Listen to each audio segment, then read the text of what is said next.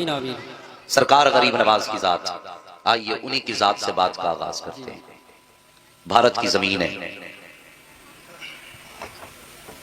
पंडित का घराना है, उसकी इकलौती बेटी है। एक दिन अपने बाप का हाथ पकड़ के कहती है, बाबा आप रोज मंदिर जाते हो दूध लेकर के, बाबा करते क्या हो? समझ में आ रही है ना मेरी बात? बाबा करते क्या हो? बाप था, कहने लगा बेटी जाता हूं अपने देवता को दूध चढ़ा के आता। बच्ची कहने लगी बाबा क्या वो उस दूध को पीते हैं? पंडित ने कहा नहीं बेटी, हम उनके चरणों पे डाल के आ जाते हैं। कहा बाबा फिर आप दूध लेके क्यों जाते हैं जब वो पीते नहीं? कहने लगी बेटी अजीब बात करती है, पत्थर भी कभी पिया करते हैं?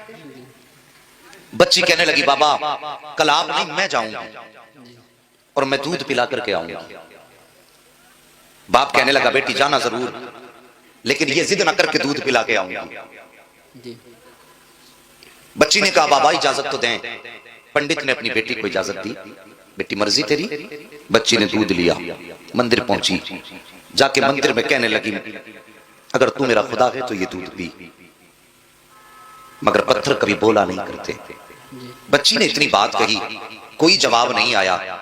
बच्ची की आंख में आंसू आए, कहने लगी मैं उस वक्त तक वापस नहीं जाऊंगी जब तक तुझे दूध नहीं पिलाऊंगी। इसरार पे इसरार, इसरार पे इसरार, कोई जवाब ना आया। आखिर बच्ची कहने लगी या तो दूध पी दे वरना आज तेरे कदमों में अपनी जान दे करके जाऊंगी। बच्ची ने अपने सर को उस पत्थर के सनम के आगे, पत्थर के बुत के आगे जमीन पर मारना शुरू कर दिया। जब बच्ची अपने सर को जमीन पे मार रही थी, बच्ची के सर से खून बहना शुरू हुआ।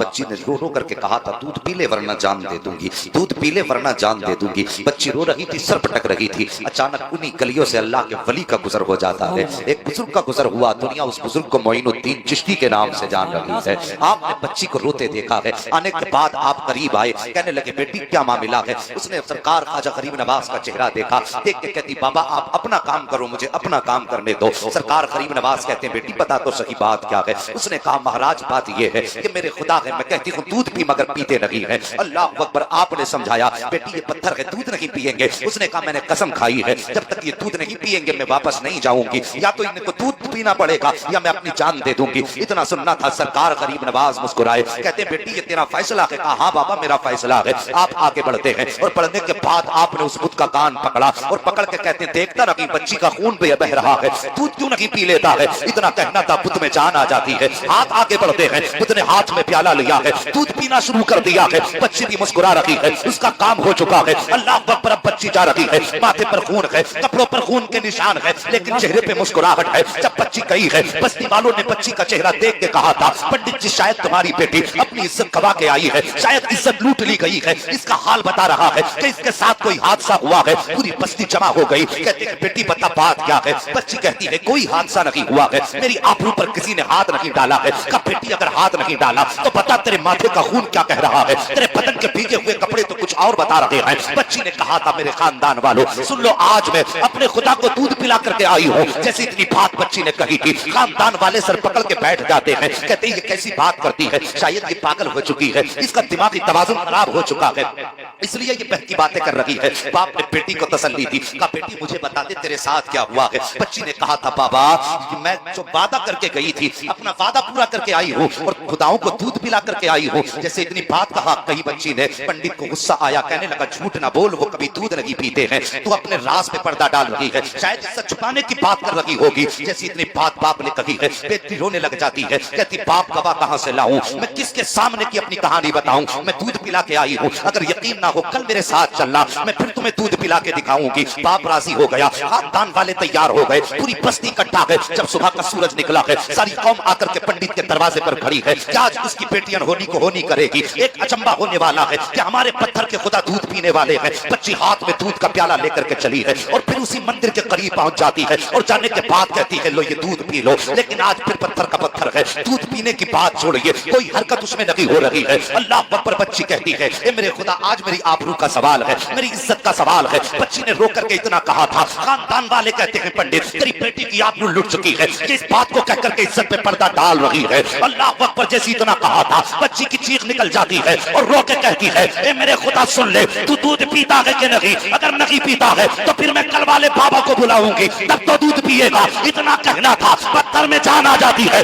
दूध का प्याला पकड़ लेता है और पीना शुरू कर देता है। उसके बाद को मैंने कहा था, ए बेटी बता तो सही वो कल वाला कौन है जो इसे दूध पिला करके गया है? बच्ची ने कहा नाम नहीं मालूम है। का फिर पता बता दे। का पता भी नहीं मालूम है। का कहां मिलेगा? का ये भी नहीं मालूम। का ये तो बता दे, आया किधर से था, गया किधर था? का आया इधर से था, गया इधर था। पूरी बस्ती दौड़ी है, एक दरख्त के नीचे मेरा गरीब नवाज बैठा है। जाकर के कहते हैं, बाबा क्या तुम ही हो जिसने पत्थर के सनम को दूध पिलाया है? मेरे गरीब नवाज मुस्कुराते हैं, कहते हैं हाँ मैं ही हूँ। इतना सुनना था, पूरी कौम कदमों पे गिर जाती है और कहती महाराज इतना बताओ, वो कौन सा मंत्र है जिसने पत्थर में जान डाल दी है? वो कौन सा जादू है जिसने पत्थर को दूध पिला दिया है? मेरे गरीब नवाज कहते हैं, ये किसी मंत्र की वजह नहीं है, ये किसी जादू का करिश्मा नहीं है, ये ताकत मेरे परवरदिगार की है। इतना सुनना था, सबने कहा था बाबा बताओ तो सही परवरदिगार कौन है? गरीब नवाज फरमाते हैं, मेरा परवरदिगार वो है जो पैदा भी करता है, जिंदगी भी देता है, मौत भी देता है, रिस्क भी उसकी कुदरत में है, कायनात का निजाम उसकी कुदरत में है। सबने कहा था बाबा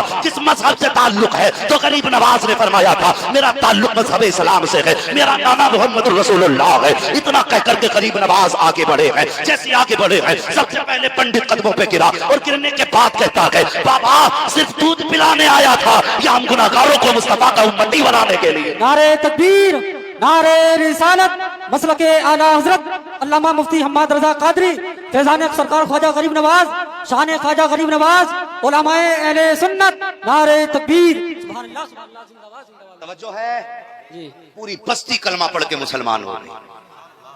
हैरत की बात है, गरीब नवाज कान पकड़ लें तो पत्थर दूध पी लेते हैं। सुभान अल्लाह, सुभान अल्लाह है जी। और जो बंदा रातों दिन नारे लगाता है, गौस का दामन नहीं छोड़ेंगे, गरीब नवाज का दामन नहीं छोड़ेंगे, उन्होंने कान पकड़ा तो दूध पीने लगा। उनकी बातें पत्थर मानते हैं, फिर हम कैसे मुसलमान हैं? दामन भी थामे बैठे हैं और काम भी बड़े अजीब कर रहे हैं। अक्सर मज़ारात पे आप जाके देखें तो उर्स के मौके पे ढोल तमाशा, वो मजे की कव्वालियां। एक जगह जलसे में हम चले गए साहिब, क्या बताएं, इश्तिहार में जहां उसका वो जो मुकाबले में आई थी उसका फोटो था, वहीं मौलवी चिपका दिए सब। अजीब जी हालत चली है। अब इश्तिहार के मौलवी के नाम के साथ फोटो भी छप रहे हैं। ऐसा लगता है ये आप जलसा नहीं, कोई पिक्चर रिलीज हो रही है। अरे रहम करो यार, इतनी भी तरक्की अच्छी नहीं कि अपने इस्लाम के उसूल भूल जाओ। मेहरबानी करो, तरीके अपने गरीब नवाज वाले रखो। एक बात बताओ, सच बताना, लोग कहते हैं कि गरीब नवाज के यहाँ कव्वाली होती थी, मुझे बताओ वो कौन सी ढोलक थी जो मेरे गरीब नवाज लेके भारत में आए थे? कोई साबित करे। पूरी कौम को गुमराह कर रखा है ढोल तमाशों में। खुदा की कसम, मेरा गरीब नवाज कोई ढोल और कोई सारंगी लेकर के नहीं आया था, मेरा गरीब नवाज सीने में कुरान लेकर के आया। हाँ, और मुस्तफा की सीरत लेकर के सरकार गरीब नवाज आए थे। अल्लाह अकबर। साहिब, ये सरकार गरीब नवाज के नाम से मंसूब महफिल है, ये मंसूरपुर है, इसे हम बहुत अच्छी तरह जानते हैं। अगर तमाशा होता तो जितने बैठे हैं ना, जितने बैठे हैं इससे कई ज्यादा गुना खड़े होकर लोग तमाशा देखते हैं।